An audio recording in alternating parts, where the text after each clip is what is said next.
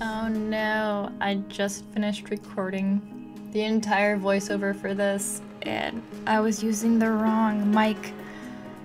So this is the second time I'm doing this, and I really hope I can at least capture half of what I said in the previous recording. Oh, I'm kicking myself. But okay, here we go. So this is kind of a follow along on a practice session. And what I'm doing here is figure drawing. If you don't know what figure drawing is, it is meant to practice drawing people or animals sometimes if you want to do that.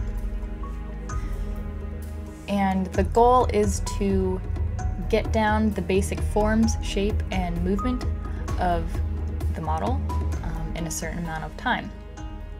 And what this does is force you to break everything down into basic shapes, which is highly valuable to figure out.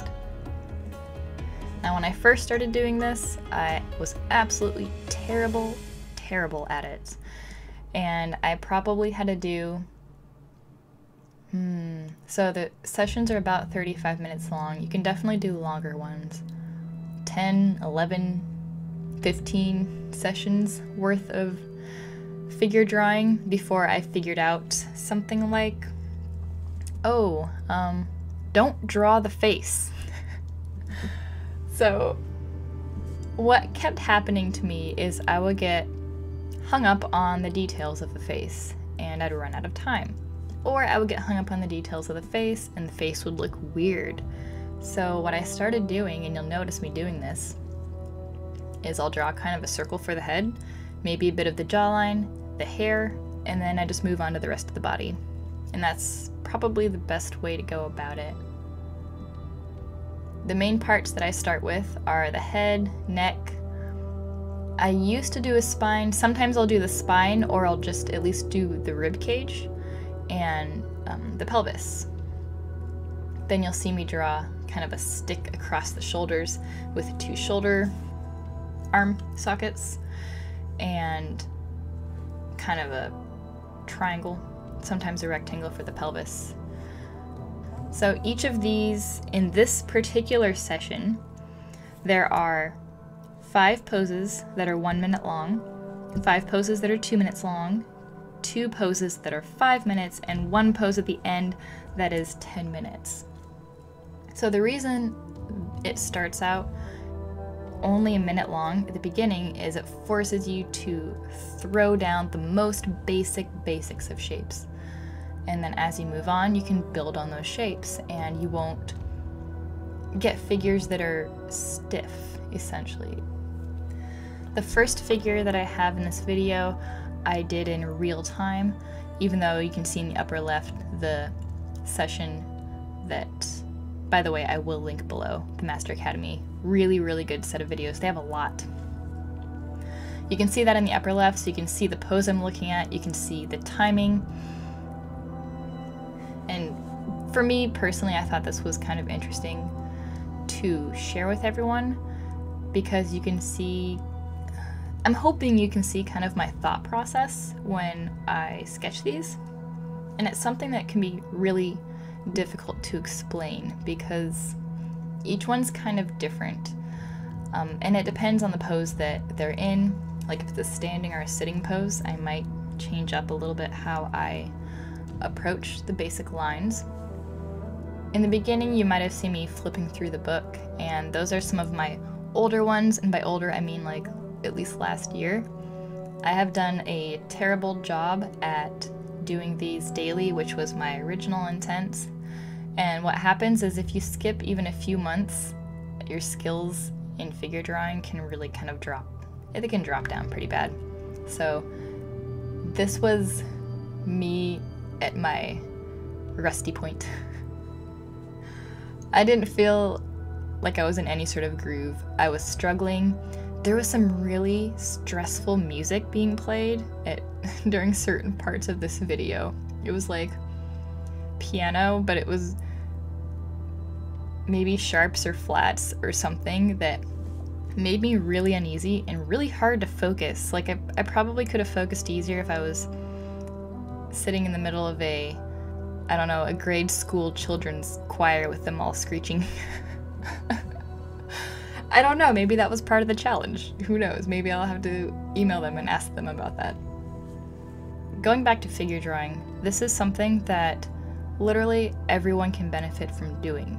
If you know me, you know that generally humans aren't what I draw a lot of.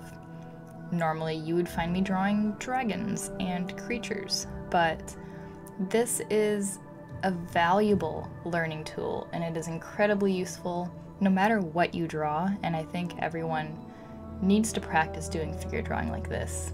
I mean, well, I don't know if needs, I don't know what kind of art you're doing, but me personally, these are all my personal opinions, I guess, but I feel that figure drawing can help you kind of no matter what skill level you're at, no matter what you like to draw, whether you're painting or you're drawing. I mean, I use a lot of watercolors, but when you have a really good base, your finished pieces come out a lot better. And I feel that figure drawing, also known as gesture drawing, kind of helps you keep your figures not stiff. It keeps a flow to them, it keeps them more realistic feeling, and even if the anatomy isn't perfect, it adds life into your figures. As far as the tools go, I am not using anything fancy at all. The sketchbook is a hardback, but it's the Art District, which is, I think, either an Aaron Brothers or a Michaels brand, possibly. It's the cheapy brand. It's a cheapy paper. It doesn't matter because it's for practice, and sketchbooks are not supposed to be perfect. I realize that I'm sharing this on the internet with everyone, but I feel like it's important to show that there are a lot of mistakes being made all the time. And I don't want to hide that from you guys. I want you to see that in order to do something decent, you gotta make a lot of crap, and you have to make a lot of mistakes, and that includes anatomy, and it includes shapes and making stiff people.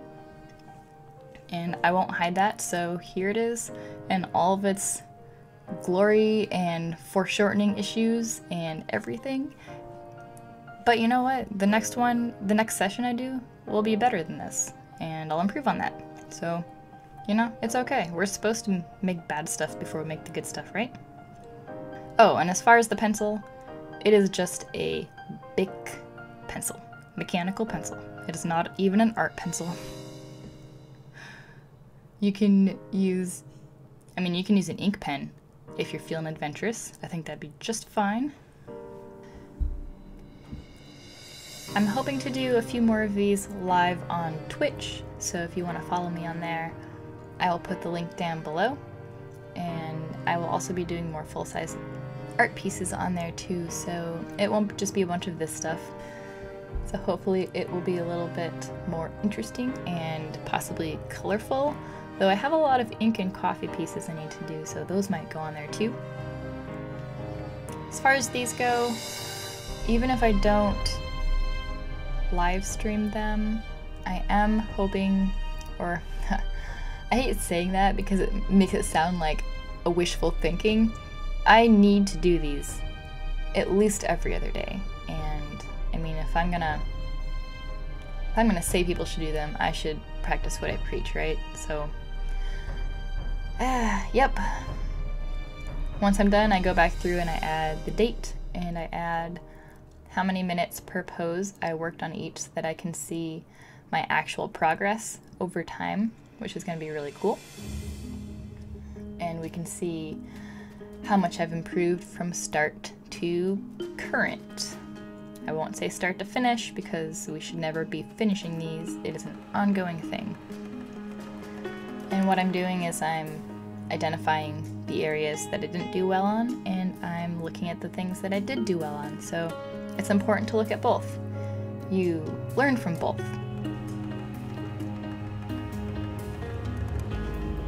That's it, you guys. I hope you enjoyed this, and I really hope you learned a little bit of something by watching me do this.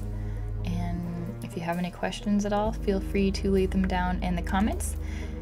I will see you all next time. Bye!